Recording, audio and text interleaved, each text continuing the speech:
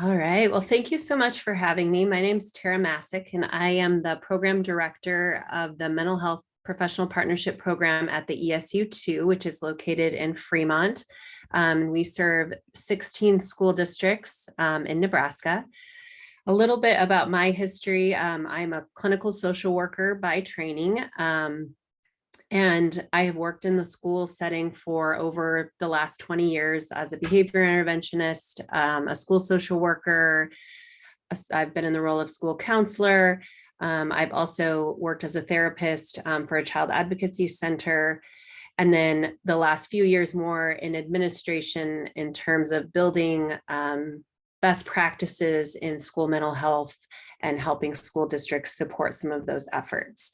So I'm excited to be here today to talk a little bit about behavior. When we were trying to figure out exactly where to go with this training, I always end up coming back to behavior from a trauma-informed lens. And I think a lot of that comes down to brain development. So that's what we're going to spend some time talking about today. Feel free to ask questions. This is meant to be very laid back. I would love to hear your experiences and questions as we go through. So don't hesitate to unmute yourself and ask any questions. Otherwise, I'll leave some time at the end to ask some questions if anybody has questions there as well. I'm going to give you a minute to take a look at the quote that's up on this slide.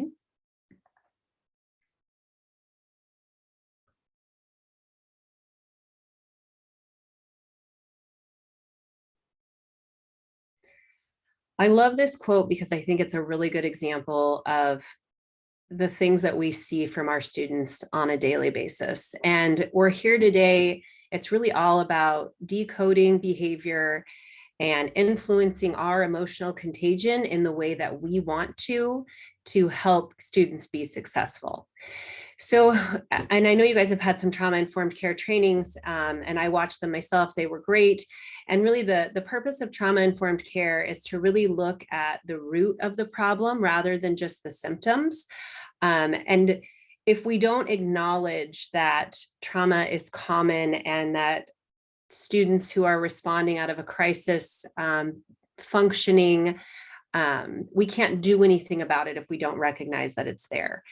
So trauma and behavior is based on the idea that much of student misbehavior is a result of a brain that has been overwhelmed by repeated traumatic experiences. Our goal today is to gain a basic understanding of trauma and its impact on brain development and behavior, and then explore some strategies for supporting and connecting with our challenging students who may have a history of trauma or who just in general are acting out of that survival brain. So to get started, we're going to watch a short video that helps us to really see the differences in student interactions in the classroom based on whether they're in the learning brain or survival mode. A learning brain versus a brain in survival mode. So we'll just call it learning brain versus survival brain. And this is the difference.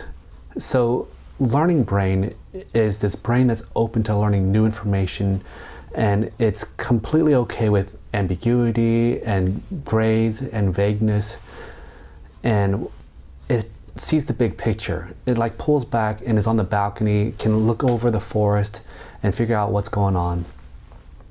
On an emotional level, people in learning brain feel calm, peaceful, maybe a little excited about what they're about to learn, maybe a little playful and having fun too, and definitely curious.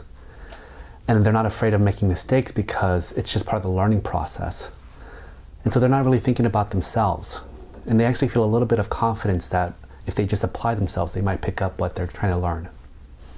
Now, survival brain, on the other hand, is completely different. It's hyper-focused on threat. It doesn't like ambiguity. It wants clear, hard facts. It thinks in black and white terms. It doesn't want anything to be gray at all.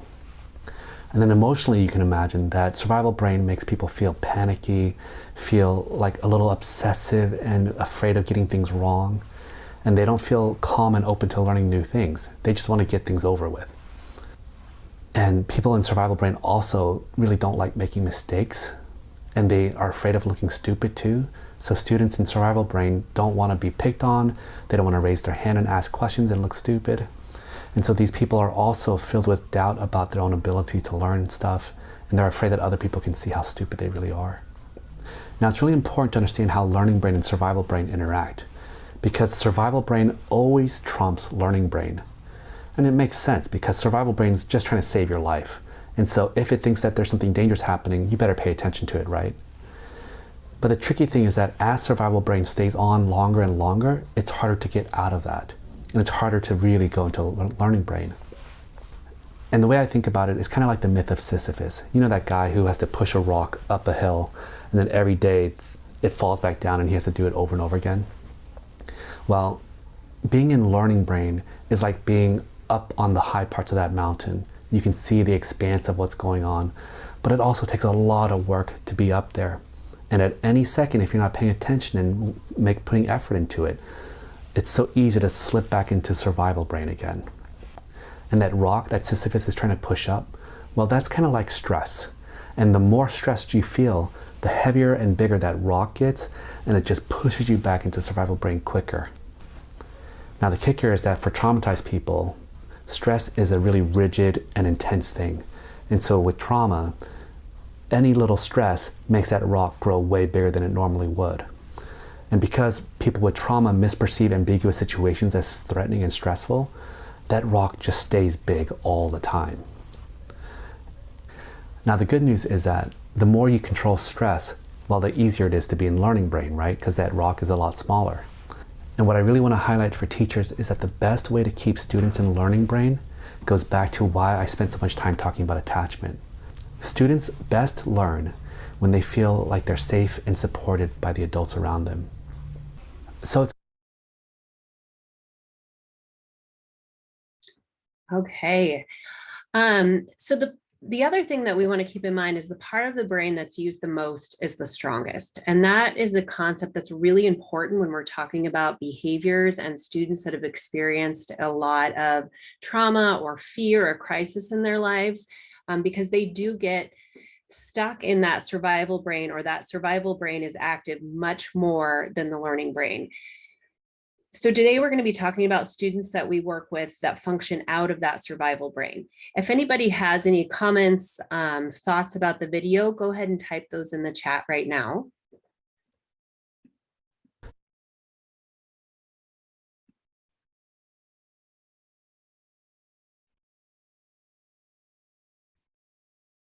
That can be a really great video to use with staff, just to start introducing trauma-informed care, helping them to see behavior through some different lenses. It's a nice short video that you can use in staff development as well. So let's talk about the why behind the behavior that we see in our classrooms, the impact of trauma on the brain. Trauma and behavior. So there's lots and lots of research on this topic. We're going to break it down today into 3 key components of trauma and behavior. So we're going to talk about brain development, attachment pathways, and triggers. And we'll dive into each of these on the next few slides.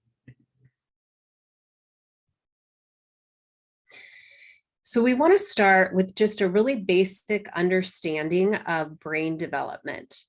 I'm wondering, in general, how many, if you have not seen the Daniel Siegel hand brain model, the things that we're going to talk about is a really good summary. So if you're interested in watching that at all, you can just YouTube or do a quick search for the hand model by Dan Siegel, and it's a really good explanation.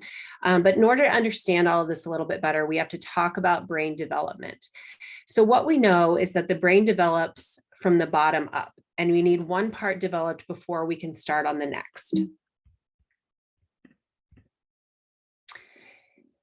So what develops first is our brainstem. So this is the part that's responsible for those vital life functions, our heart rate, digestion, breathing, all of the things that we come into this world in. So a baby primarily is functioning out of the brainstem.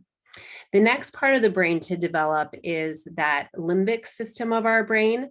And this is the part of the brain that regulates your mood, your memory, attention, pleasure seeking. It's also your fear and protective response center. So anything that comes into the body, this part of the brain takes that information and translate into, is this a threat or not a threat, and responds accordingly. The last part of the brain to develop is the prefrontal cortex. And the prefrontal cortex is the part of the brain that's responsible for logic, planning, language, delayed gratification, reasoning, all the things that really, I would say, signify where we want students to be in the classroom, to be successful people in general, to be able to interact with others and problem solve. That's all coming from the cortex part of the brain. So what we know is that the top part of the brain is the most changeable, meaning that we can build on those skills. So this is great news, because if students are lagging some of these skills, we can put in strategies to help them build those skills. But what we also know is that when children are exposed to trauma early during their development, it is the brain stem and the limbic part of their brain that is most impacted. And the lower brain is much harder to change. So it is changeable, but it takes a lot of practice. So for example, if I were to say to you, starting tomorrow, I need you to start tying your shoes in a different way than you tie your shoes.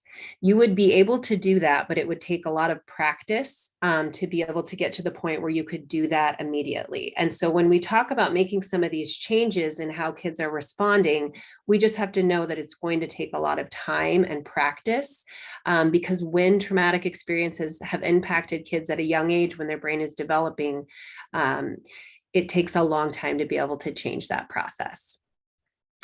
So let's talk about how trauma affects cognitive development and the developmental structures of the brain.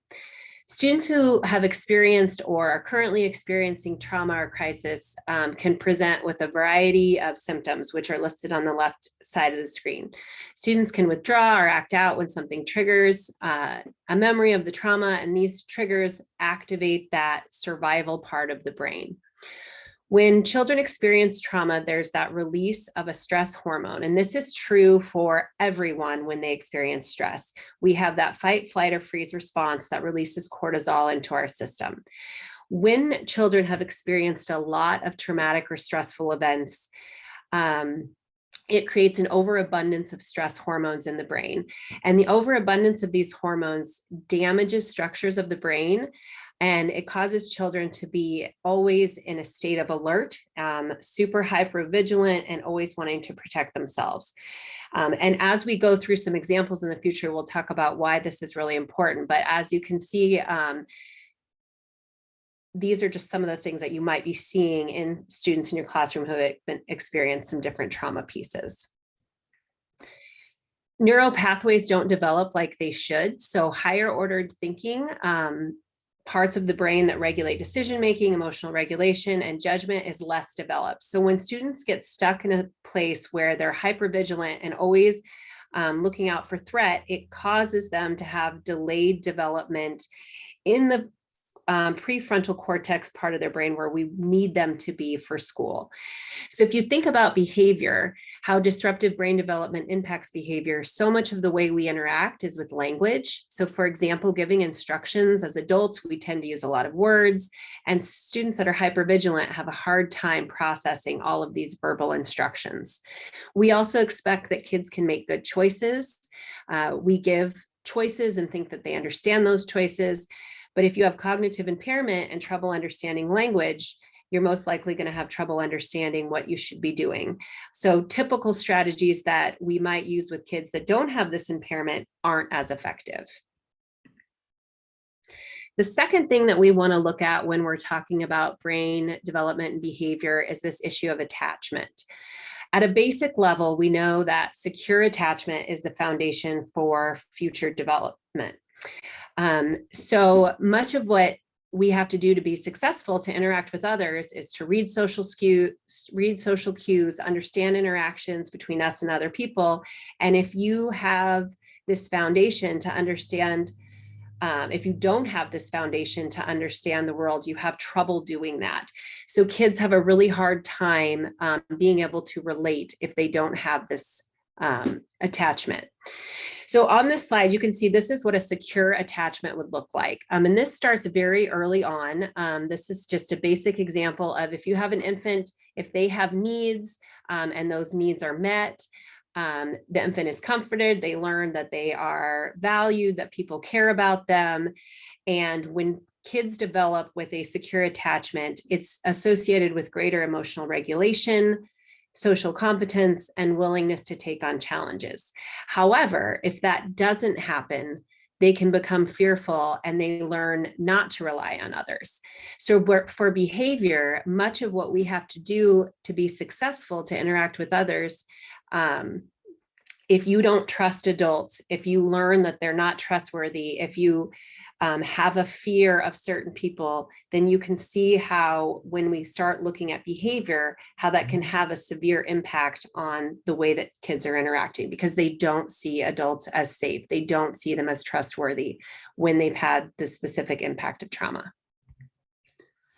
So our job is really to remember that we are always on the edge of misunderstanding behavior.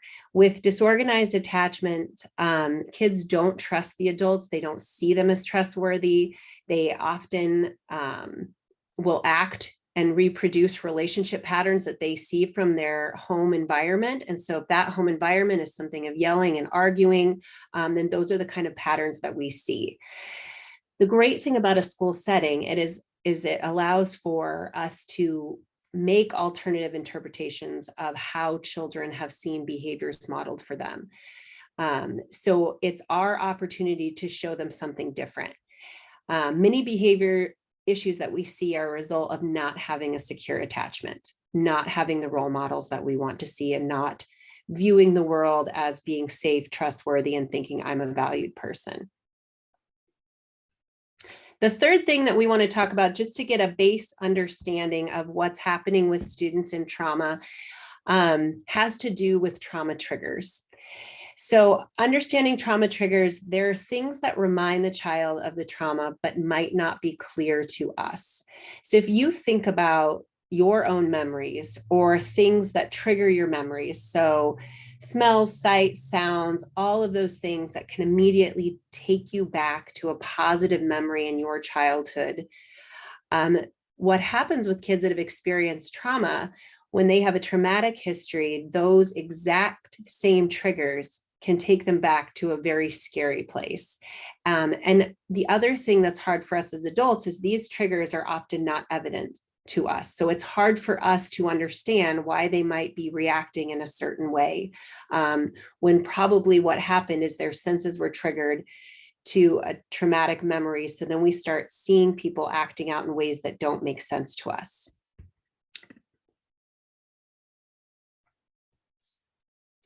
One of the things that happens with trauma triggers is the survival brain is activated. So students revert back to acting as if and feeling as if the trauma is occurring here and now. It causes the brain to develop in a way that helped the child to survive when it was dangerous. But in schools, these behaviors that at one point served an adaptive function, so things that we see like running and yelling, shutting down and fighting, for a child in a traumatic environment become their automatic way of responding to stress or any type of perceived threat. Those reactions and behaviors helped a child to feel safe, but they become problematic in the school setting. We also know that when youth are triggered, their learning brain shuts off and they go into that fear and response system.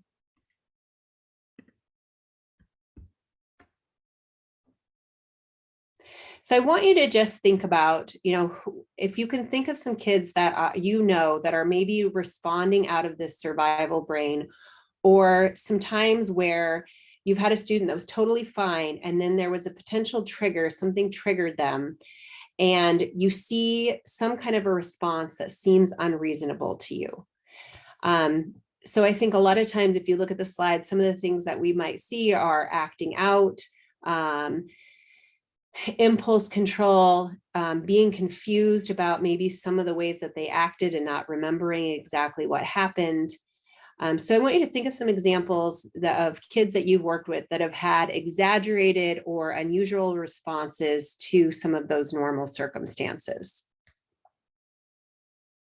I was just talking with Amber and Mariella before we started the training, and they were sharing an example of a student who was in the lunch line, and when the student was asked to go into a different part of the line, they had a very unusual reaction to what the adults thought would be normal. And I thought that was a really great example to show that in some way there was a trigger there, that the child went into their fight, flight, freeze response. And what we want to do is try and change our perception of how we look at these situations. And rather than thinking of them of misbehaviors, but considering that this is something that the child is doing for survival strategies for them, even though we know that it creates difficult behaviors that we see. One of the examples that I think of when I was working as a behavior interventionist, I remember I had worked with a kiddo for a long time. We had a really good relationship, and I walked into the office and this kiddo was having a major meltdown. And I walked in and he just started calling me names and, telling me to F off and all of these things. And I just remember my reaction was feeling really embarrassed. So I was triggered. But I could also see in that moment that I was being a trigger. So do I stay in that situation? Do I step out and let someone else let someone else step in, because it seemed to be escalating the situation? But what I like about this dinosaur suit is it was a really great example, an aha moment for me, because what happened with the student, he ended up getting suspended. But when he returned back to school, he came into my office, kicked his feet up, sat there, was like, hey, how's it going? And just chit-chatting like nothing had ever happened. And it really helped me to realize that in that situation, I was a trigger for him, not out of anything that I did myself. I reminded him of someone in his history, and he may or may not have totally remembered that whole situation, but him coming into my office was his way of apologizing, acknowledging that, hey, something happened, but I'm back here. And it was a good reminder not to take things personal, and that sometimes kids just react, and it doesn't feel good to them either. When they flip their lid, and they are acting out of an area of just responding and reacting, they're not being reasonable, they're not being rational. And so it's our job not to take that personally and to create a safe space for them.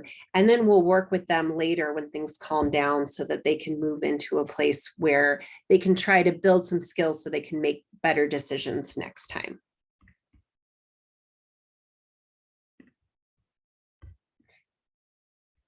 Sorry, I was just checking the chat there to see if we had any questions. So I know that's covering a lot of information, but I just wanted to review a few basic things about brain development and how it affects behavior. So I want to break it down a little bit, the things that we've been talking about. So this first picture shows, where we want students to be in that upstairs learning brain. The upstairs is responsible for delayed gratification, problem solving, access to language and reasoning. And again, that downstairs brain, that's our reactive pleasure seeking part of the brain. And also our fear and response center that is always constantly monitoring for stress.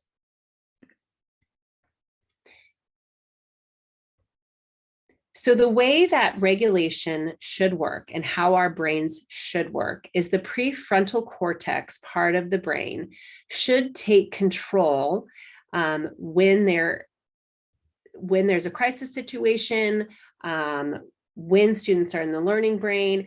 As we get older, our prefrontal cortex part of our brain gets stronger. So in youth, they're very much functioning more out of the limbic part of their brain, being reactive, pleasure seeking, adrenaline, all of those kinds of things. So the way that the brain should function, and our brains don't fully develop until we're, up to about 25 years of age.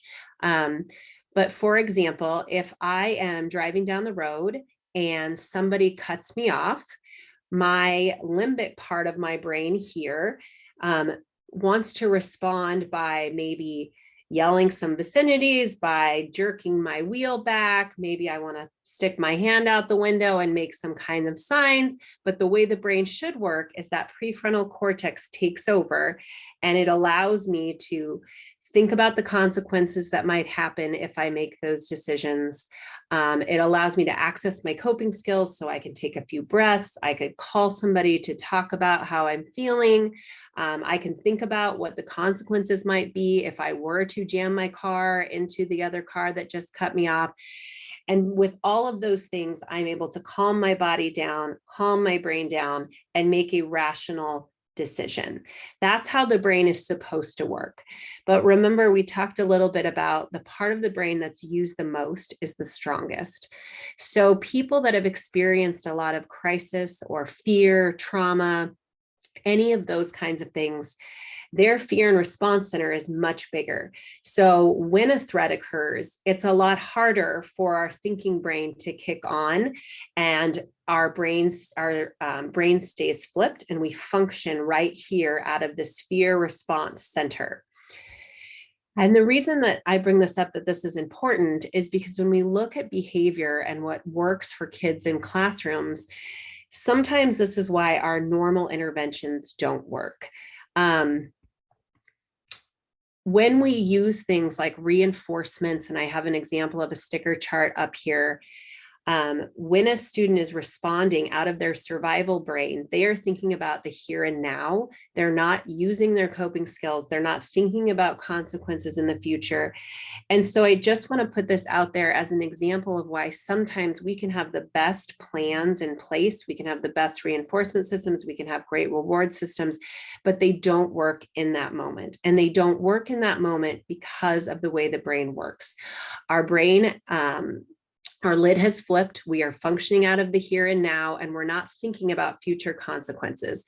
So one of the things that we need to be aware of when we're working with kids in a school environment and we're wanting to build those skills is making sure that we're not putting rewards out there that they don't have a lot of control of. So sometimes you see things like, if you can do well all week, you can go to the dance on Friday. Well, what happens with kids that have experienced trauma who are responding out of that fear and response center is when something happens, they react, and they're not thinking about the rewards that they have or that they could have in 2 days. So we need to give them opportunities to calm down, to repair when they've done something wrong, and just to give ourselves credit that just because something doesn't work in the moment doesn't mean that we should just say, you know what, our plan sucks, it's not working. It just means that in that moment, we need to think about where the child was functioning out of their brain development and put our interventions in accordingly. And one thing I like that's helpful for me to remember is we all have situations where our brain works in this way.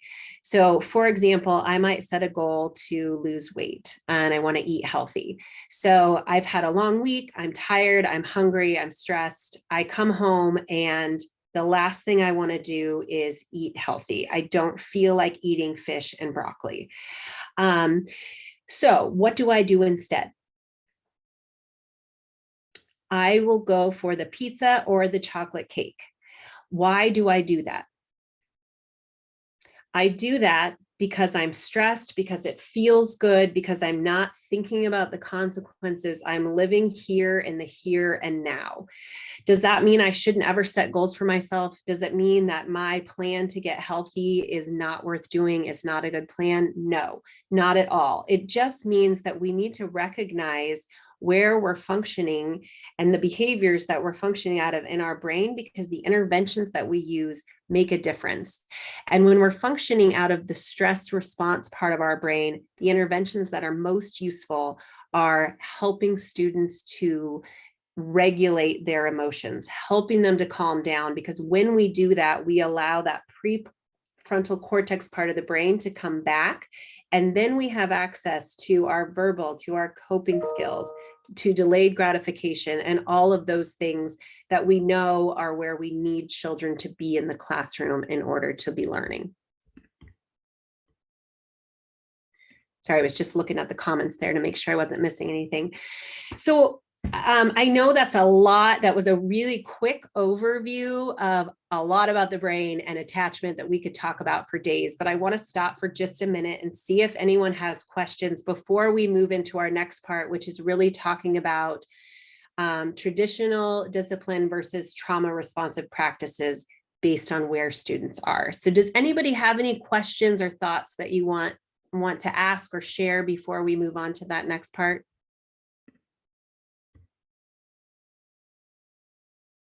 It's so hard to do this via Zoom because and my lights just shut off on me. Sorry, I have to stand up in just a second. Sorry. Can you turn those lights on? Thank you. Sorry, nobody knows I'm back here tucked in the corner. Okay, anybody have any questions as we move forward? The biggest thing as I come back to thinking about difficult behaviors is where are we at in brain functioning, because it makes such a difference.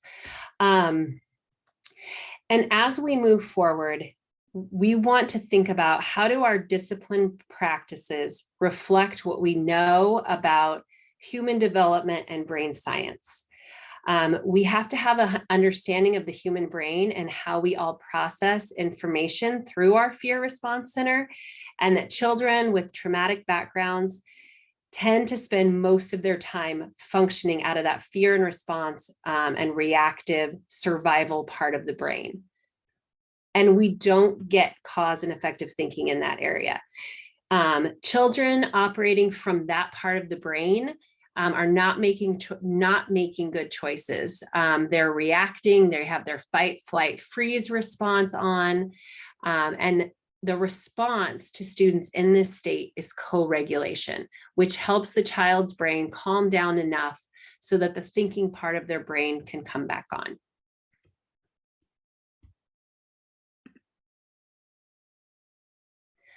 I really like this statement: behavior is functional, not good or bad. A lot of times as adults, we see behavior as good or bad, but the student does it because it's effective for them in one way or another. We all work with students that are struggling, whether with trauma, stress, crisis, and having an understanding of how the brain functions under stress is so important, because how we intervene should depend on which part of the brain the child is functioning out of. If it's reactive, then we need to do co-regulation. We need to get them calmed down. And it's all about providing some of those strategies. So when you hear people talking about mindfulness and deep breathing and exercising and doodling and fidget toys, which I know have their own concerns, the purpose of those activities has to do with regulation and calming that brain down. So there's a difference between whether someone is acting out deliberately in a calm state and pushing and testing boundaries. And in that case, we want to be clear and we want to set boundaries and we want to let people know what the consequences are. But most of the time in situations where things get crazy and crises occur, if you think back to those times, students are functioning out of a crisis response emotional brain. They're not being rational and reasonable. I can think of a perfect example of this where I had a student that I was working with in a high school. She was in a class and something happened in the class, but she felt like she was backed into a corner. So she started acting out and just reacting, basically responding in that situation, trying to get out of the room. But it escalated very quickly because she wasn't following directions. The school resource officer steps in. And then again, because of the traumatic experience that she has, she's functioning out of fight, flight, or freeze. So she's, trying to fight to get away. She's yelling comments. She starts making threats. And you can see how this situation just starts cycling out of control. And what we have to remember is where she's at in that part of her brain. She's not being rational. She is focusing on survival in this moment. And the interventions that she needed, unfortunately, a lot of times are not the interventions that students get when they have flipped their lid and they're being emotional. What they need is time and space. And we'll talk a little bit about what some regulation strategies are. When the brain is stressed and we're in panic mode, we're not thinking clearly. And I try to stop and think about this anytime I'm getting stressed or I see somebody in a crisis state. But I think it can be really helpful for us to think of personal examples where maybe we have flipped our own lid. There's a few examples that I like to use. This summer, we were out in a lake and I was floating on an inner tube and I could see a gardener snake, so small gardener snake, but still kind of gives me chills. It was in the water swimming towards my friend and I could see it coming. So I just said to my friend, I was, hey, you might want to lift your feet up. There's a gardener snake coming this way. As I said that, she jumps off of her inner tube into the water where the snake is and starts screaming. And I just remember thinking, like, that is about the most irrational thing I can think of in that moment. But that is a prime example of the way our brain works under stress and trauma. We are not thinking rationally. We are just reacting and we are responding. So it doesn't do me any good in that moment to say, hey, now you're in the water with the snake. Like, what in the world were you thinking? Because that's not helpful.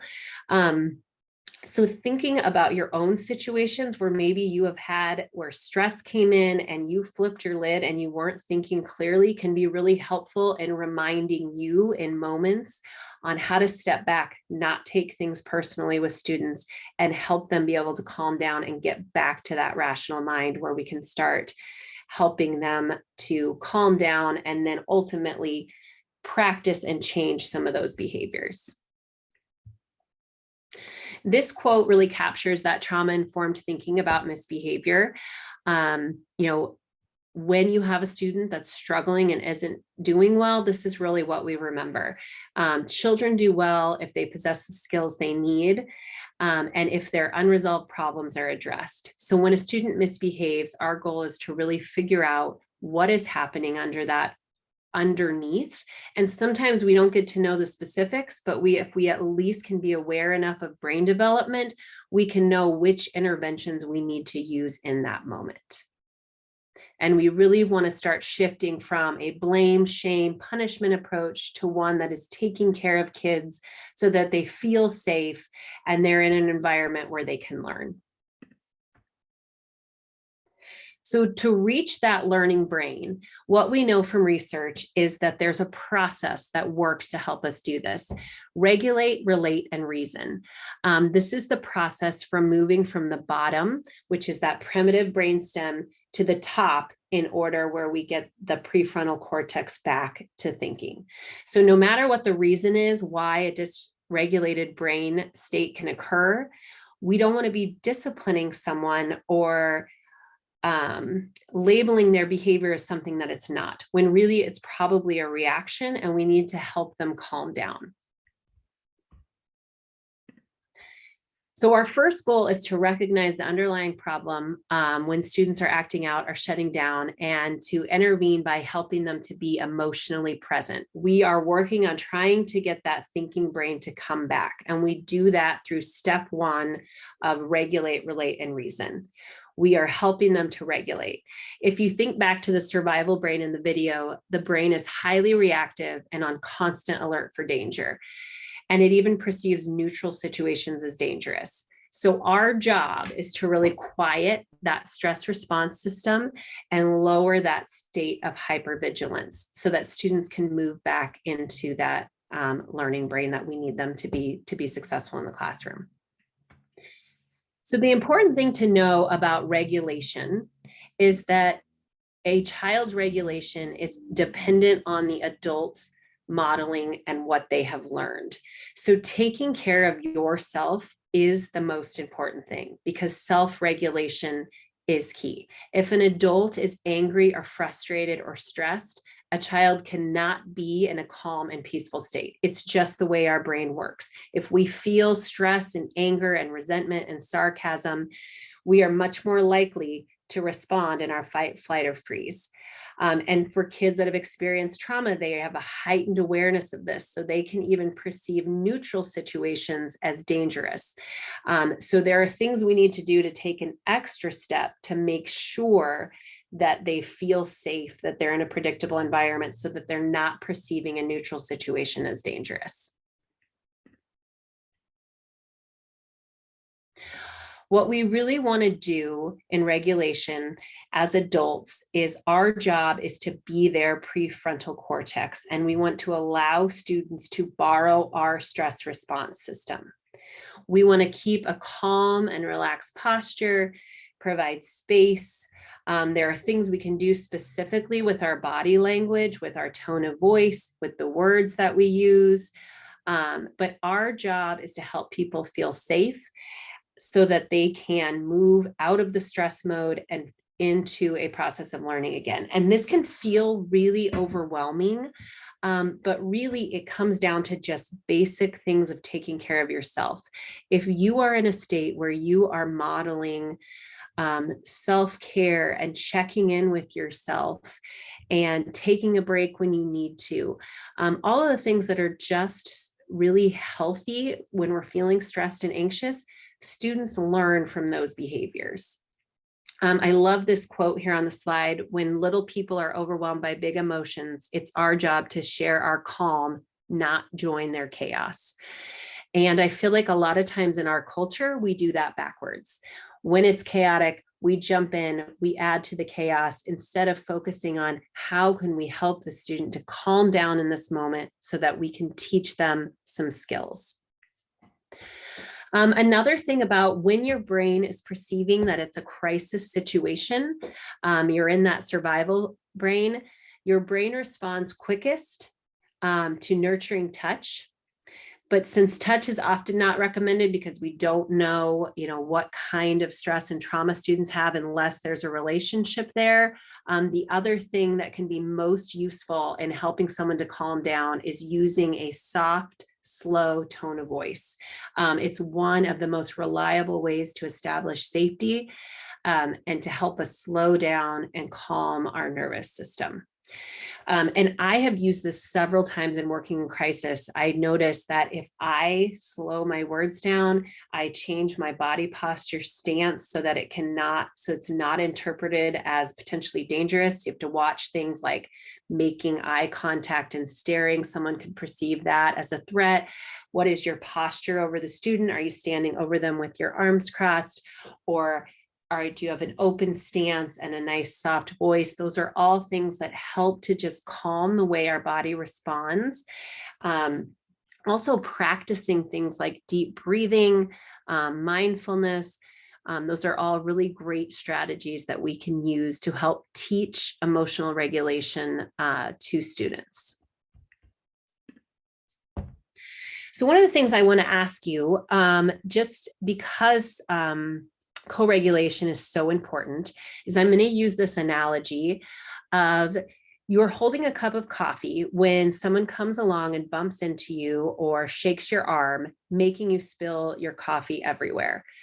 I want to ask you, and I want you to respond in the chat, why did you spill your coffee?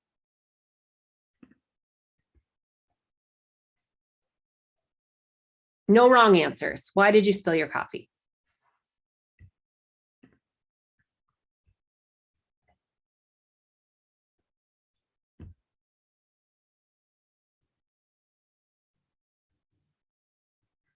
I was drinking it while walking. Love it. So those are the answers that we hear a lot. Because someone bumped into me, I spilled my coffee. But what I want you to think about is you spilled the coffee because coffee was in your cup. Had there been tea in your cup, you would spill the tea. So the purpose of this analogy is that whatever is inside of your cup is what's going to spill out. So as adults, we need to think about when life comes along and shakes you, which will happen. And with these kiddos, a lot of times they know how to push your buttons, they know how to get you rattled. So we have to ask ourselves, what is in our cup when life gets tough? What is going to spill over?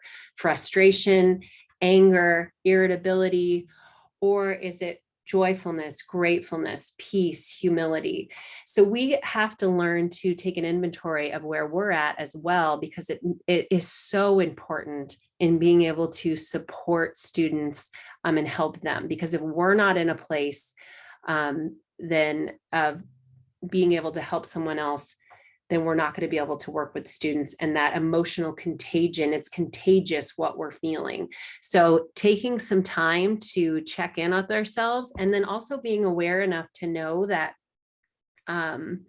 we sometimes we're the trigger, sometimes we aren't in an emotional space where we can do that, and then using our team when we need to. So is this a time that I need to have someone else step in because I just can't do it in this moment? I had a rough morning. I have been triggered all morning. Somebody else needs to deal with this kid this morning because I am not going to be very helpful. Or can I stop, do some things to get myself calm and regulated before I do an intervention in that case? So just something to think about where you're at and working with kids. Here's some examples of regulation strategies. There's all kinds of them, but really when we think about regulation, we're thinking about the brainstem. And what calms the brainstem, we want to think about things that calm or soothe a baby. So repetitiveness, soothing, reducing stimuli, those are all things that help calm the brainstem. We also want to check in with basic needs. Is somebody hungry? Are they thirsty? When you are constantly in that fear and response stress cycle, it pulls energy and hormones from your body, making you feel thirsty, making your stomach hurt. There's all of these somatic complaints that come along with being under a constant threat and sense of fear. The other thing that can be super helpful with regulation strategies, anything that uses both sides of the brain. So if you can allow a student to pass something from one side of their hand to another, or take a walk down to the drinking fountain, those are all strategies that help to calm the brain down so that that learning brain comes back into process and they're not just functioning out of their fear and response center. And I will give you lots of examples of regulation activities in the Google Drive that we'll share with you. So the next step is, so we have regulate and we have relate. So the next thing that we need to do is build relationships with kids. Building relationships is the most evidence-based strategy intervention that we can do. I think the key here, though, is that we're talking about creating an actual experience of attunement and a trusting, strong relationship so that kids feel attached. They know that you care about them. When there's a true interaction, which research says only takes 15 seconds, if you're truly attuned, you truly care, and you make someone feel good about themselves, your body releases oxytocin, which causes them to feel better. So that's why things like sarcasm, they don't work. Kids can tell when you don't like them. They can tell when you're not being genuine. So I have had to do this with my own kids. Set down my cell phone, look them in the eyes, listen to what they're saying. Those things can be very important because relationships make a difference. And we get to know kids. We know what's happening in their lives. We can help them identify maybe what some of their triggers and behavior patterns are, but building that relationship is the most important thing that we can do. Some things to remember with that: we need to know our own triggers so that if we are getting agitated and upset, we need to be willing to step out. We want to lead by example, which we've talked about a little bit. Where in our classroom, in our setting, how can we promote regulation strategies? I like to do what I call reset moments, where I can say, you know what, I'm feeling really stressed. I just need a reset.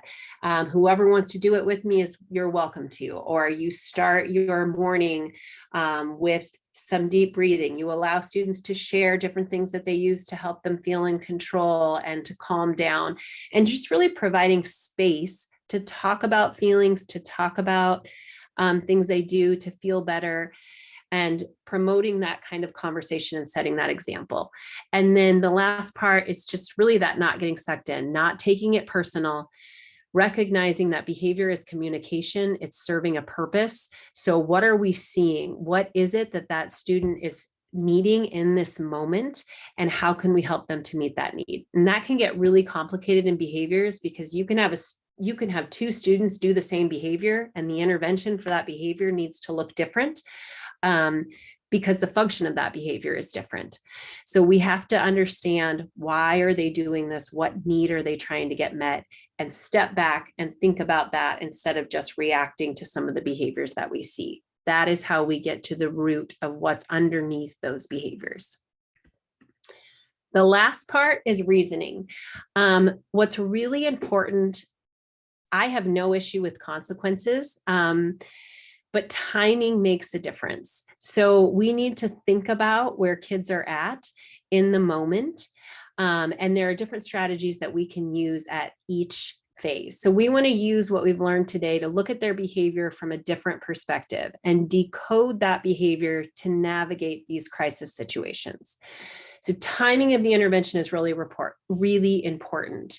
How you respond should depend on where the child is in their brain, and also in this acting out cycle. If a student is at the height of an outburst, so that very peak, we know that reasoning won't work. Why do we know that? Because we understand how their brain works. They don't have access to language and their coping skills in that moment. Our job is to help them calm down and regulate, so that we can get to that point of 7 in recovery, where we can look back at the situation and we can problem solve and help them learn new skills that they can use. So in the calm phase, that's where we want to practice. We want to create environments that are predictable, that are safe, that help kids understand and get that safe feeling. In the trigger state, we want to be alert to signs that the child is becoming upset, and so that we can anticipate some of those things, or maybe try and anticipate possible triggers in the future.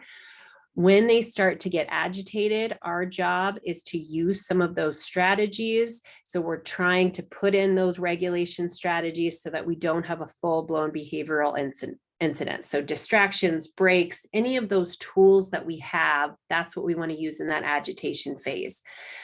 In acceleration and peak, our job is really safety here. How do we get the student into a space where they're not hurting themselves, they're not hurting others? Our main goal is safety. And then for de-escalation, we want strategies for regulation and calming the brain. One of the things I think we get wrong a lot in the school setting is we start to talk the recovery process when a student is still in the peak phase of their behavior. So how do we know if we are putting in and talking about consequences too soon? We know because the students will tell us. If they have started calming down and we start talking to them about consequences and making better choices, and we see that agitation amping back up, that's our cue that they are not ready to handle that yet. Sometimes it's 5 minutes, sometimes it's 30, sometimes it needs to be the next day. There is no problem with consequences. It's just that we know enough to know that we cannot have that meaningful conversation with students until they're in the learning brain and they can think about it and have a rational conversation with us. So we want to make sure that we know where they're at in this cycle. This is just a review of some of the things that we talked about. We want to stay grounded and get regulated, watch our body language, regulate, relate, and reason. It makes a difference in how we interact. I have a short video clip that just shows how some schools have done this in a successful way with adults. I'm going to show that. And then if there's any questions, I will be here for questions.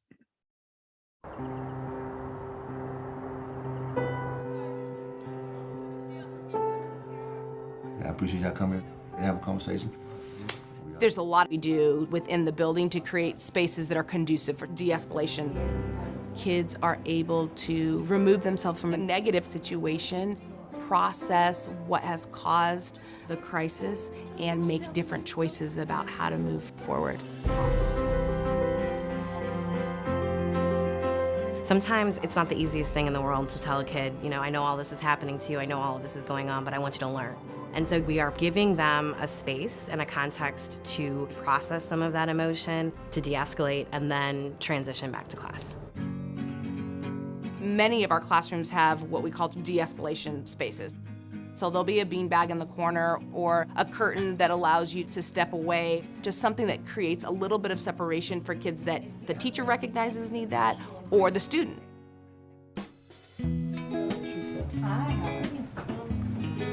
Students come to me, I greet them, and then I just give them alone time. And because they don't associate the space necessarily with academics, it's easier for them to utilize it outside of the classroom and recognize it as a safe space. For myself, when my emotions are high, it's best to calm down before I begin to try to communicate. It's giving us the time to cool down, do the coloring. It gives me an opportunity to be like, okay, yeah, taking this breath, I can talk now without trying to cry. Just letting us do that makes it better. So then they'll begin to kind of share and open up about really what's bothering them. How was that? It wasn't good. We really try to teach our kids how to be resilient, how to utilize resources, and take care of themselves. We have another space where our counselor is located. All right, so you go talk first, and when you get done, you go talk, okay? Who does real-time conflict resolution. I didn't want to tell you who to hang with. We can't expect people to just get along. We have to show them what getting along looks like. You have an issue with a teacher, with another student, and they come in my room, and we have a conversation like, hey, what happened? Today I had two students. They've been friends for about 2 or 3 years. They had a big old fight with another boy, and we stopped them from outside and brought them in. Yeah, both strong young men. What is going to happen is knowing how I contributed to the conflict, right? And how to respond to you with empathy. I wasn't solving it out the right way, so I should have communicated better. We come to the table and say, hey, it ain't about you. It's about respecting each other.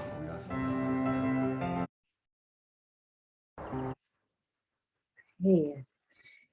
Well, I so appreciate your time today. I know everyone has so much on their plate. I just challenge you, I guess, to think of one thing that you might be able to use from this presentation that you can implement in your personal life, in your work life. And really one of the biggest takeaways is just recognizing where kids are. Is it an emotional response or a deliberate response, and making sure that our interventions are appropriate to that mindset. So I will stick around for questions. I know we're right here at the end, so I'm available as long as you need. So if you have any questions, feel free to unmute or type those in the chat, and I will get our resources and this PowerPoint uploaded into the Google link. Thank you so much, Tara. I'm going to launch the poll real quick if people are still on, if they could take a quick second to complete that. And I put the link for the Google Drive in the chat as well for people to access that. But again, we will have all of those resources on the website, hopefully in the next week, along with this recording. So thank you again all for your time and coming today. And thank you, Tara, for sharing your knowledge and information. I appreciate it.